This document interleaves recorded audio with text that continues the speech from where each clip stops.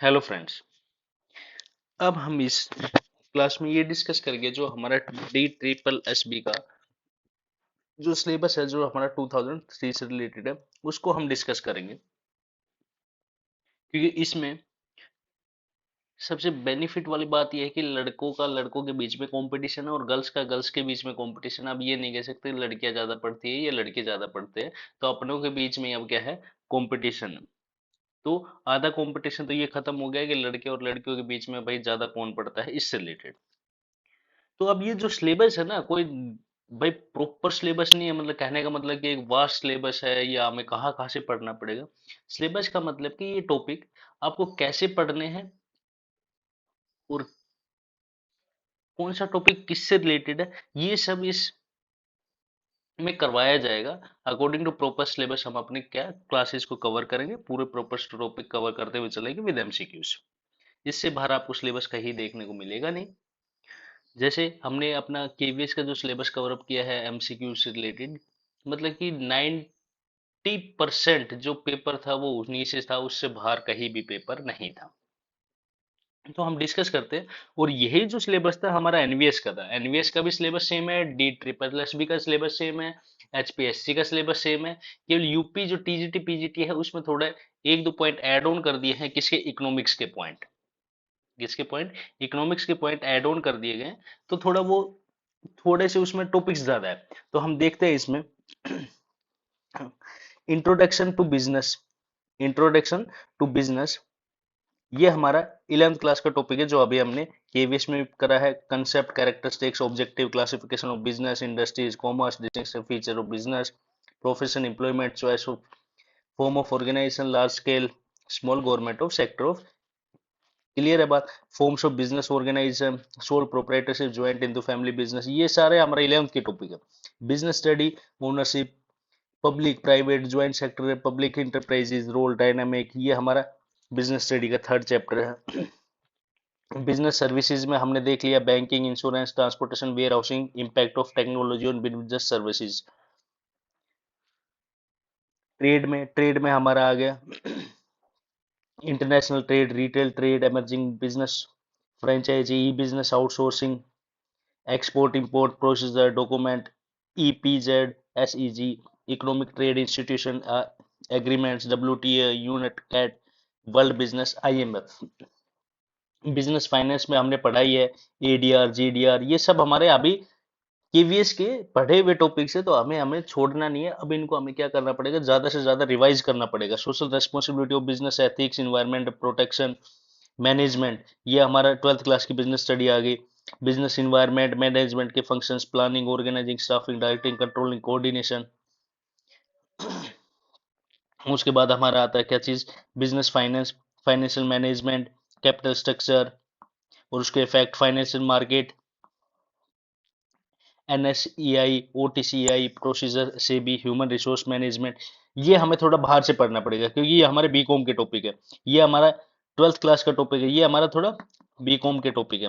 Marketing management, modelling of marketing, organisation behaviour, motivational concept, leadership and its approaches, communication dynamics, emerging trend in management, total quality management, quality circle, benchmarking, knowledge management, business standardisation, ISO, consumer protection act. ये हमारा 12th class का। तो business study में एक दो तीन तीन topic हमें बाहर से करने पड़ेंगे। तो कुछ नहीं है, ज्यादा से ज्यादा इसके क्या करने हैं, हमें टॉपिक देखना है, उसके MCQs लगाने, कोई ज्यादा बड़ा टॉपिक नहीं है, सब क्लियर करवाया जाएगा। सारे टॉपिक्स चैनल पे करवाए जाएंगे। कोई ऐसा नहीं है कि पेड को एक्स्ट्रा मिलेगा, यूट्यूब को अलग मिलेगा। पेड को केवल इतना बेनिफिट है, उनकी प्रैक्टिस ज्यादा हो जाती है। और जी चीज मेरी कोशिश ये है कि दोनों को बराबर लेकर के चले। पेड वाले क्या है, उनको मटेरियल अवेलेबल हो जाता है। फर्क कितना है, मटेरियल अवेलेबल हो जाता है, उनके डाउट सोल्व हो जाते हैं तुरंत, और सारी चीज है। तो अगर आपको नोट्स लेना हो तो नोट्स आप लोग ले सकते हो, वो नोट्स आपको मिल जाएंगे। पेड वालों को क्या है कि थोड़ी स्पेशल फैसिलिटी ये मिल जाती है कि उनके डाउट्स क्लियर होते रहते हैं, और थोड़ा यूट्यूब पे एक लिमिटेड टाइम मिल पाता है, और वहां पे जो पेड वाले हैं उनके लिए थोड़ा एक्स्ट्रा टाइम निकल आता है, बस ये है। उसके बाद है हमारा अकाउंटेंसी का। अकाउंटेंसी का सिलेबस देखिए क्या है, accounting meaning, objective, qualitative characteristic, accounting information, accounting principle, accounting concepts, accounting standard, cash and accrual basis of accounting,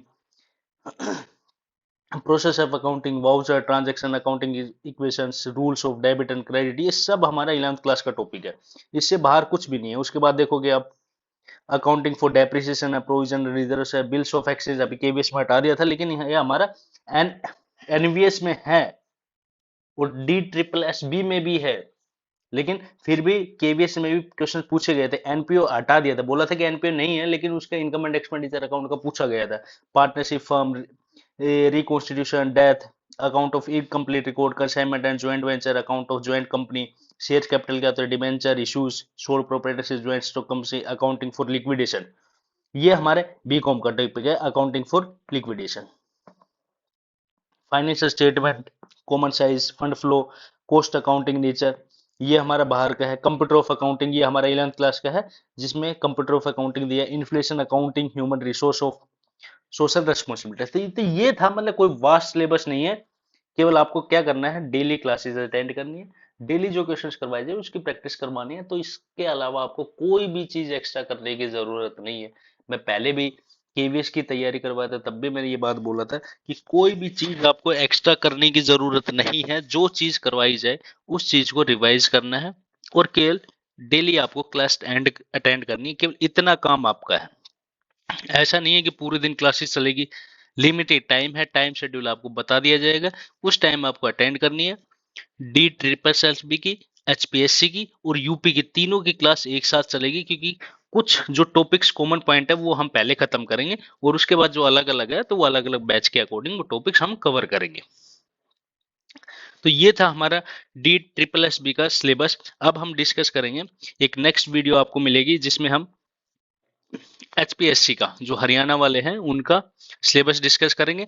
और उनका एग्जाम कभी भी हो सकता है, कभी भी डेट आउट हो सकती है, तो उनका सिलेबस जल्दी से जल्दी कवर करना पड़ेगा आप लोगों को। और डी ट्रिपल एस बी की नोटिफिकेशन कभी भी आ सकती है मार्च में, तो उसके अकॉर्डिंग आप लोग अपनी तैयारी अभी से स्टार्ट कर दीजिए, क्योंकि ये नहीं रहे कि केवीएस में हमें टाइम नहीं दिया था, तो डी ट्रिपल एस बी आपको पूरा टाइम दे रही है। मार्च में फॉर्म फिलअप स्टार्ट हो जाएंगे, अगस्त तक आपका एग्जाम हो जाएगा, तो इसका मतलब आपके पास 3 से 4 महीने हैं। सिलेबस को रगड़ दीजिए पूरा डीपली, और उसके बाद ये हमारे पास मौका नहीं रहे कि हमारा सिलेक्शन नहीं हुआ। अगर आपको वीडियो अच्छी लगी है तो प्लीज लाइक करिए, शेयर करिए, सब्सक्राइब करिए चैनल को। Thank you and have a nice day.